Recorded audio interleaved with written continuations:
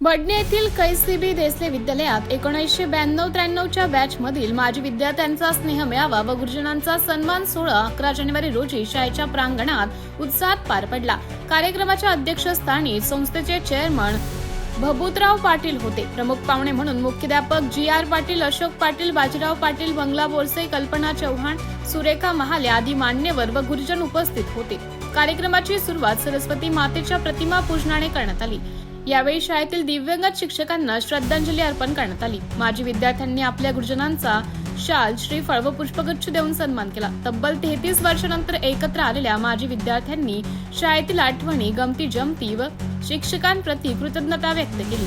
विद्यार्थ्यांनी शाळा व शिक्षकांनी दिलेल्या संस्कारांमुळेच आज विविध क्षेत्रात यशस्वी झाल्याची भावना व्यक्त केली।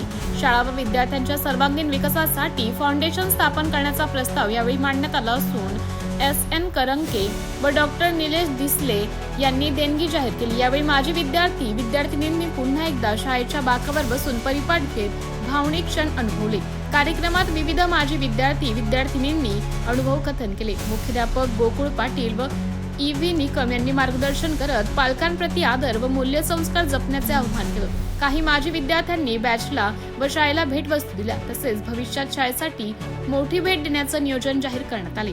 कार्यक्रमाचं सूत्रसंचालन संजय मंगळे यांनी केले तर आभार अर्चना पाटील यांनी मानले। कार्यक्रम यशस्वी करण्यासाठी प्रशांत पाटील, मनोहर पाटील, राज पाटील, सतीश पाटील, सजन मंगळे, महेश पाटील, विजय पाटील, मुकेश पाटील आदी माजी विद्यार्थी-विद्यार्थिनींनी परिश्रम घेतले। कर्मचारी आणि आम्ही सगळे 93 आणि 94चे विद्यार्थी-विद्यार्थिनी, मित्रमैत्रिणी आम्ही जो ग्रुप सगळ्यांनी मिळून अवेलेबल करून दिला आणि त्यानंतर गेट टुगेदरचा जो कार्यक्रम केला, त्या गेट टुगेदरच्या कार्यक्रमामध्ये सरांनी आम्हाला जे खूप अनमोल असं मार्गदर्शन केलं की जसं वडाचं बीज एकदम छोटं असतं आणि त्याचं वटवृक्षामध्ये रूपांतर होतं, त्या पद्धतीने आम्हाला त्यांनी जी संकल्पना दिली ती संकल्पना आम्ही खरंच पुढे जाऊन सगळेजण मिळून पार पाडू एवढी ग्वाही किंवा एवढं त्यांचे आशीर्वाद आम्ही त्यांच्या थ्रू घेऊ शकतो।